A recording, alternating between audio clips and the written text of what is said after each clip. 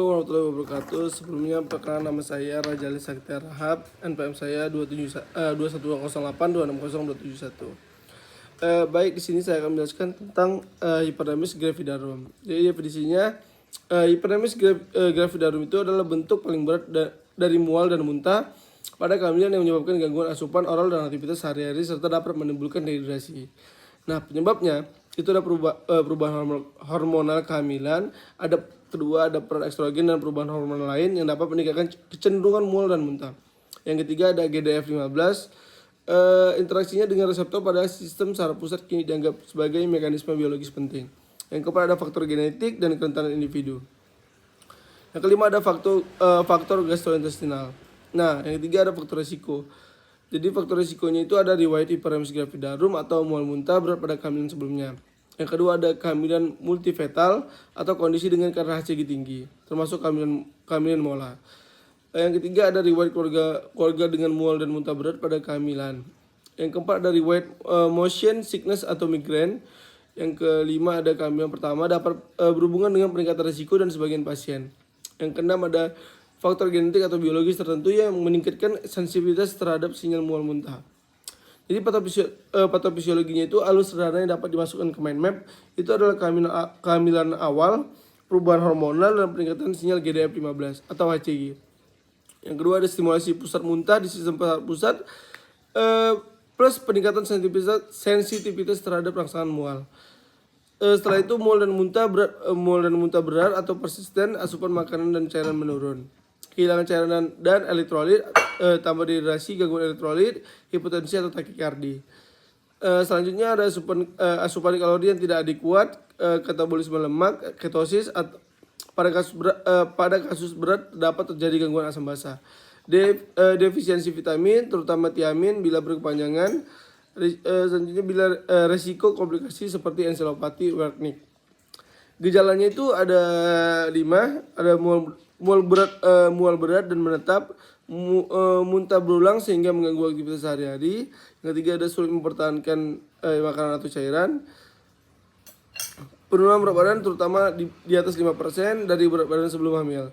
Lemas, lemah, pusing atau presinkop.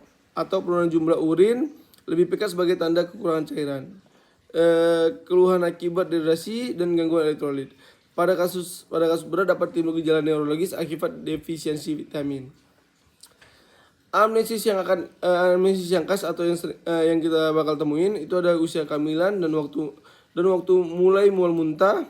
Umumnya mulai pada awal kehamilan, frekuensi dan durasi muntah serta seberapa berat gejalanya. Kemampuan mempertahankan makanan dan cairan, jumlah dan perubahan berat badan dibandingkan berat sebelum hamil, jumlah urin dan gejala dehidrasi, haus, pusing saat berdiri, lemah atau berdebar. Riwayat kehamilan ganda, obat suplemen, pola makan, cari tanda bahaya atau diferensial diagnosis seperti nyeri abdomen, demam, sakit kepala berat atau onset muntah yang tidak khas.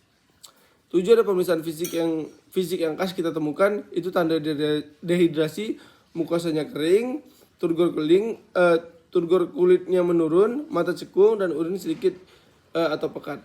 Takikardi dan dapat kita temukan itu hipotensi, dehidrasinya berat, penurunan berat badan, kondisinya lemah dan tampak sakit, penilaian status nutrisi, pemeriksaan abdomen untuk menyingkirkan penyebab lain seperti nyeri abdomen yang menonjol bukan gambaran khas HG. Pemeriksaan neurologis bila terdapat gangguan kesadaran ataksia atau nistagmus atau gejala lain yang mengarah ke defisiensi tiamin. Yang ke-8 pemeriksaan penunjangnya yang khas kita temukan itu ada dari elektrolit serum dapat ditemukan hiponatremi, hipokalemi atau gangguan elektrolit lain sesuai derajat kehilangan cairan. Ureum kreatinina dapat meningkatkan dehidrasi. Urinalysis membantu menilai konsentrasi urin dan status cairan. Keton urea dapat muncul akibat kelaparan atau ketosis. Darah lengkap konsentrasi dapat terjadi pada dehidrasi. Fungsi hati dan pemeriksaan lain sesuai indikasi dapat terjadi ringan pada sebagian pasien. Glukosa dan analisis gas darah, parameter asam basa pada kasus berat untuk menilai gangguan metabolik. TSH dan free T4 bila terdapat indikasi klinis secara gangguan tiroid dapat menyertai kehamilan HG. USG obstetrik untuk memastikan usia kehamilan, viabilitas kehamilan ganda, dan menyingkirkan kehamilan mola atau kondisi lain. Tata laksananya itu prinsip utamanya itu nilai derajat keparahan, koreksi, dehidrasi, dan gangguan metabolik. Kendalikan mol muntah, pertahankan nutrisi, dan cegah komplikasi. Yang non farmakologisnya itu makan sedikit tapi tetap sering. Pilih makanan yang dapat ditoleransi, hindari pemicu dan pemikiran psikososial. Rehidrasi cairan oral bila mampu, cairan intravena bila tidak mampu, mempertahankan asupan atau terdapat dehidrasi. Koreksi elektrolit berdasarkan hasil pemeriksaan. Tiamin berikan sebelum pemberian dextrosa pada pasien dengan muntah berkepanjangan.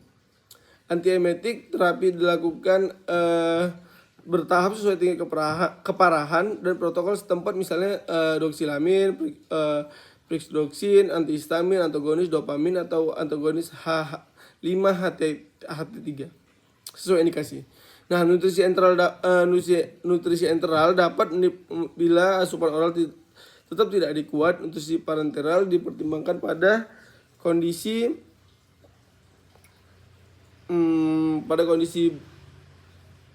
mempertahankan kecairan atau obat atau komplikasi.